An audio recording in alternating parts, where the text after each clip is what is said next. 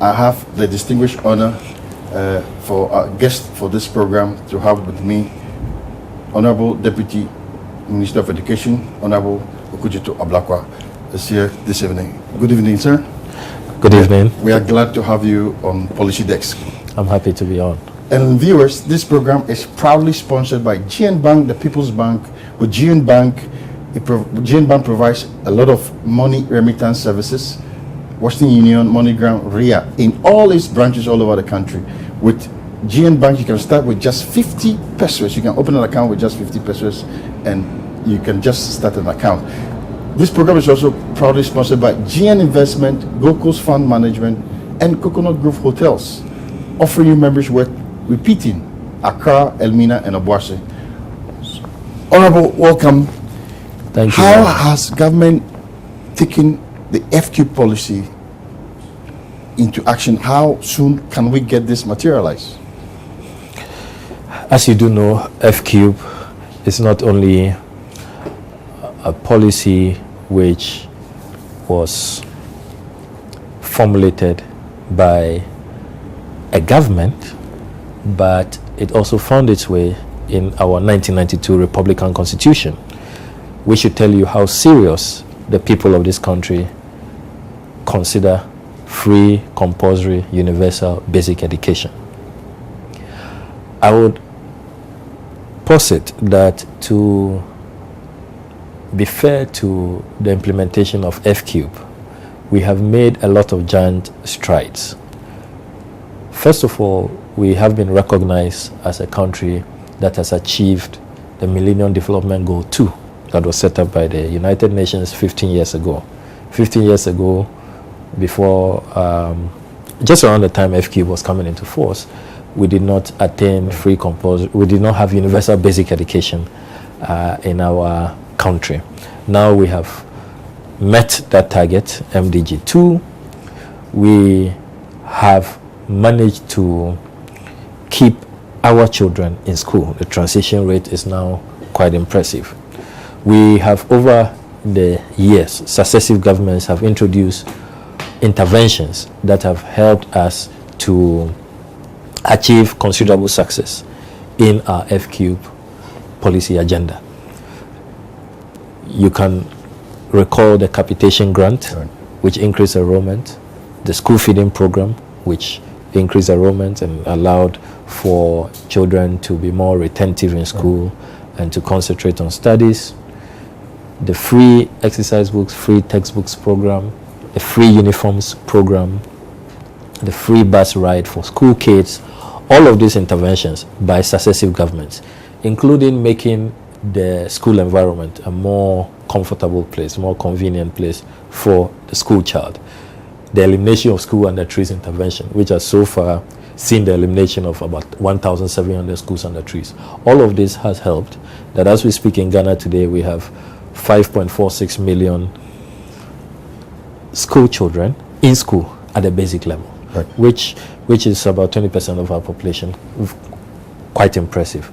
Having said that, I must indicate also that latest interventions like the abolishment of the shift system has also helped. We observed when we rolled out all of these earlier interventions that school children and their parents began to make excuses. So you meet them in the morning on the streets and they say that, no, I'm going to school in the afternoon. You meet them in the afternoon school time, they say, oh, I was in school in the morning. So we took a decision to abolish the shift system. And I can inform you that in the Greater Accra region, we've successfully abolished it. There are a few districts across the country that, because of lack of facilities, have not been able to abolish it. But we have a program that by the end of 2015, this year, we should have abolished entirely. Throughout the country? Throughout the country. Yeah, but Honorable, following that, a huge amount of our budget is allocated to education. Yeah.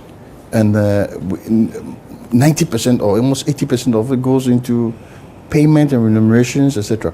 How is government still going to enforce this agenda? I mean, from government ideas of improving our educational system. You are quite right that if you look at the national budget, the education ministry takes on the average 30%. So there are about 23 ministries. One ministry alone is taking 30%, 1/3 of the budget. It should tell you that we prioritize education in this country. We are doing, on the average, 6.2% of GDP, way above the UNESCO target, the UNESCO minimum target. And I think that is good for our country, it's good for our future, that we continue to improve in our expenditure in the education subsector. You are right that with 80% of GOG funding going to remuneration, there seems to be little left for capital investment, your textbooks, your teacher learning materials, and other items. That's why we have tried over the years to refocus the GET Fund. The Ghana Education Trust Fund has come in handy to support. So it's playing a very important complementary role. And if you look at a lot of our interventions, the school under trees, we use GET Fund resources. Some of the school uniforms, the textbooks intervention, we use GET Fund resources. So GET Fund has come in handy to help us. On the average, you can expect that 2.5% of VAT every year will give you about 700 to 800 million Ghana cedis. And so it's quite a useful... Yes, but Honorable G, on paper, everything sounds nice. But on the ground, we still have a deficit of, 60,000 teachers deficit in the basic level. We also have about 64% of currently of pupils who cannot read properly and write properly. You've told me nice things on paper, but on the ground, that is not the reality. These aspects of things you are mentioning have not been discussed earlier. So if you want us to look at the teacher deficit, we can look at it. As a country, yes, in terms of trained teachers, when you see those teacher deficit statistics, it's referring to trained teachers. But we we normally do well to fill the gap with untrained teachers. But that deficit statistics is ranged between 40 to 60,000, depending on which source you're looking at. So you're quite right, but it's not that you have a total gap. We have untrained teachers who are filling that gap. But that's why we have carried out some reforms in our colleges of education. We are now training more teachers than we used to be doing 2 years, 3 years, 4 years ago. We have increased enrollment at the colleges of education by 63%. We've abolished the quota system, so now the colleges of education, all 38 public colleges of education, can now admit at full capacity. So we are now churning more trained teachers now than we have ever done as a country. Yeah, but also research, that will help us research also has found that 20% of these graduates don't go directly into the educational sector. Creating more. How is government going to solve? Because there are other areas of interest. The banking sector, the 20 to 25% move into that. So definitely you will have that deficit. As for the attrition rate, we have quite a high attrition rate. Teachers want to change jobs, just as it happens everywhere. Sometimes you've worked in the private sector for many years. I don't think you have always been at one place. There's always mobility. People want to move around. But what you do is that you then increase your pool. And that's what we have done. We've increased the pool so far as supply of teachers is concerned. And we are also working assiduously to make sure that we improve on incentives and welfare of teachers so that we can have more of them we can have more of them retained in the system. Having said that, I must also point out that the point you make about reading stats and the fact that some 60% you say at the basic level cannot read or write. You first of all have to disaggregate all those statistics. There are lots of statistics flying out there which we contest. At the primary level, the preschool level, we have indicated that the policy is that teach the child in the mother tongue.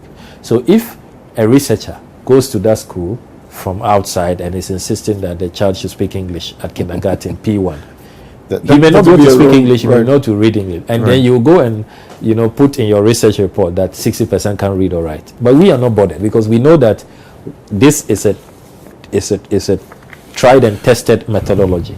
By the time the child gets to P3 and you are doing the smooth transition into English, full-time English, that child picks up faster. It's been confirmed. This research has been confirmed that when the children start education in their mother tongue, they are able to pick up faster other languages. So be rest assured.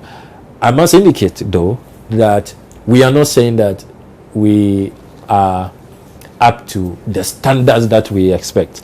We are not yet who. We think that there's more room for improvement, and that's why we continue to improve on the systems. But let us not run down our system. For 3 consecutive years, we have won the WAEC best results for our students at the second even with all the failures and everything. Yes, in the whole of the West Africa sub-region, and our students continue to do well globally. We pick up reports from our embassies across the world, the performance of our students who had their basics here. There must be something good about our foundation, which we shouldn't discard. Right. Honorable, again, a lot of talk shows has happened, a lot of symposia, a lot of seminars in getting our educational reform. We have the NDPC also back to also contribute. How far are we taking our educational system? I mean, I don't think next year we're going to have another 2-year or 3-year SSS, or every government comes in and there's a change.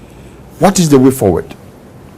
Based on these seminars that has been held, and I know you participated in a lot of them. Ghana's educational system has gone through a number of reforms, as you have rightly indicated.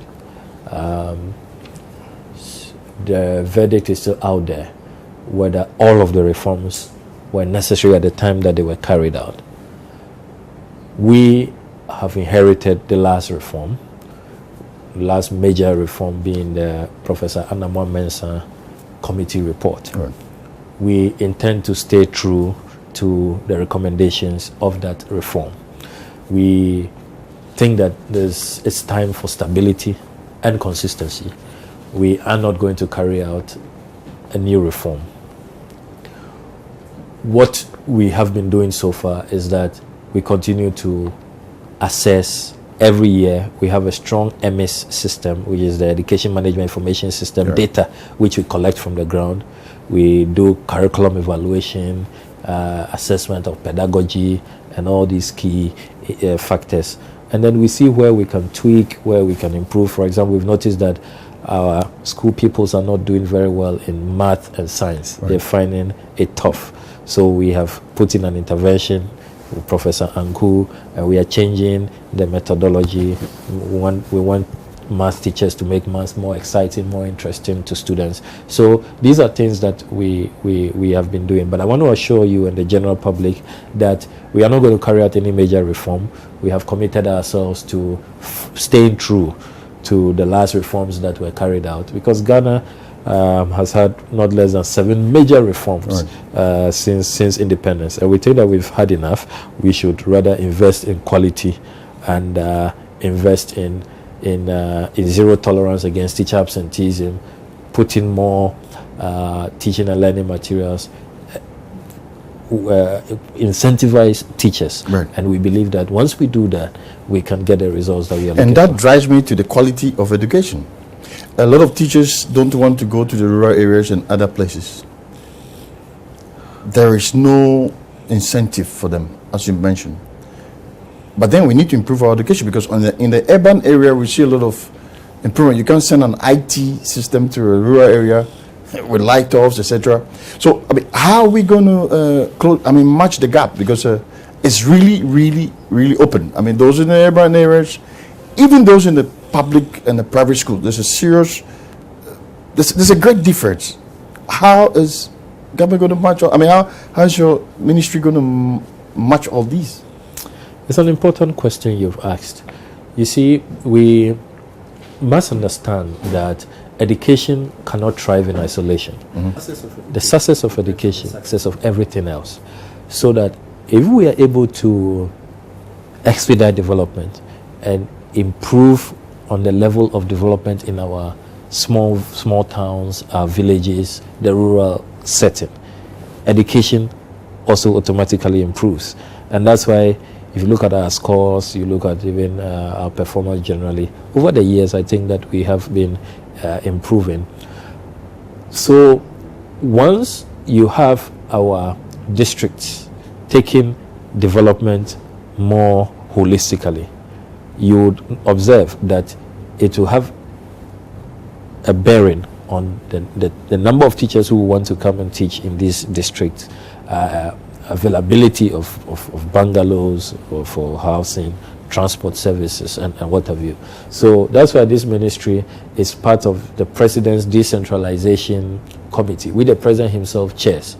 And the thinking is that we should integrate our development agenda and work assiduously towards full decentralization. We want to reach a period where even teachers are hired at the district level. Right. That way, you can better off you are better off in monitoring them, in supervising, in also addressing payroll challenges, because you sit in Accra managing payroll, you don't know if really that teacher who you are paying at Bumpugu Yoyo is really there and teaching. So we are looking at that matter in terms of total district development, pure devolution and decentralization, and we say that it has a bearing with not only education, with healthcare, with the transport systems, right. and whatever. And you see, and it's interesting, Honorable, that especially with that proper supervision, most of these policies don't achieve anything. The inspectorate division of the ministry, from public point of view, are not doing their best to inspect teacher absenteeism, the quality of it. It is not just the accessibility, constructing schools, filling in with pupils or students, the quality of education. How is the inspectorate division working on it? Because there's a serious deficit there too. I'm happy you asked about the inspectorate division. It's been one of our cardinal concerns since we got to this ministry. We have been on quite a bold program to revamp the National Inspectorate Board. We have a new chief executive. We have bought at least 150 brand new pickups for them for monitoring across the country. For the first time, we noticed that, you see, if you say that you want to wait to such a time that they will have full-time staff, how many staff really can you employ to monitor over 60,000 schools in Ghana? Because you have about 22,000 basic schools, primary schools, you have 13,500 junior high schools, you have 840 senior high schools, and then the other private schools that also are the responsibility of government in terms of maintaining standards and supervising. So what we did was that for the first time we posted hundreds of national service personnel to the inspectorate board, and they were taken through a training session. They were taught what to look out for when you go on inspection, how to prepare your report, and where to send your report, and all of that. So it's a stopgap measure whilst we wait for the time that we can recruit more permanent staff to staff the National Inspectorate Board. So these are the things we have done to strengthen the Inspectorate Board. We've bought them pickups. We've got them more than 600 national service personnel, and we believe that the impact is telling now. The last time I was reading their report, they have been able to visit for the 2014-2015 academic year. Already they have visited 1,350 schools across the country. So we are quite impressed with the progress that we are making with inspection. Our education is purely geared towards the cognitive development of the child. How practical can the Ghanaian child come up from tertiary and be practical? Now that we want to combine the polytechnic to a university level, this is a big confusion. Yes, it is not a confusion, Honorable. No, it is not. It's not a confusion at all. You see, we should appreciate that every educational system you want to be sure that your education system can produce the theoreticians, the researchers, who all they do is to develop concepts, is to make advancements in knowledge. Then you should also be able to produce, in equal measure, the practical-oriented people, who may even take the theory and run with it. So your ability to have these two aspects very strong determines your success, even as a country that wants to develop, that wants advancement. So it is not one or the other. You want a strong theoretical system, strong theoretical research base, and you also want a strong practical base. I think that where we have been lacking as a country, which we have admitted, is that the practical aspect of things have been quite challenged, more challenged than the theoretical aspect. So we have had very successful traditional universities who continue to do so well. As I speak to you, there are about 10,399 foreign students in our traditional universities from 60 different countries. There must be something good here. That's why all these people want to come here to study. Well, that could be challengeable, Honorable. But that could perhaps instability in those various places.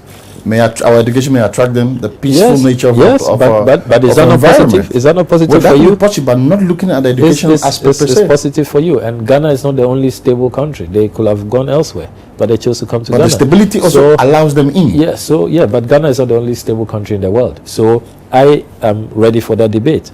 The point I was making, however, about the conversion of the polytechnics to technical universities is that it's because we've identified that we need to pay more attention on practical education, technical education, hands-on education, so that it's not only cognitive, but your practical orientation is right.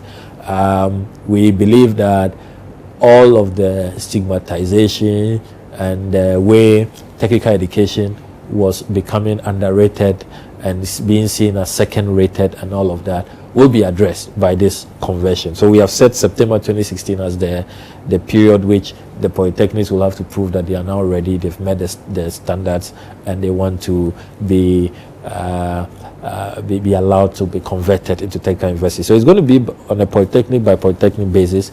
We are adopting the German model, which has been globally well accepted as the best technical education model. And so we are taking steps, real steps. We are going backwards even to look at basic school, our workshops, our technical schools, how to re-equip them and to make sure that there is a general rebranding of technical and vocational education, so that it's not seen as, if you opt for a technical school option, it doesn't mean that you are less intelligent. It doesn't mean that your future is less brighter than the person who is on the traditional, conventional, theoretical path. So we want a good mix of the products that we churn out, and we are working at it.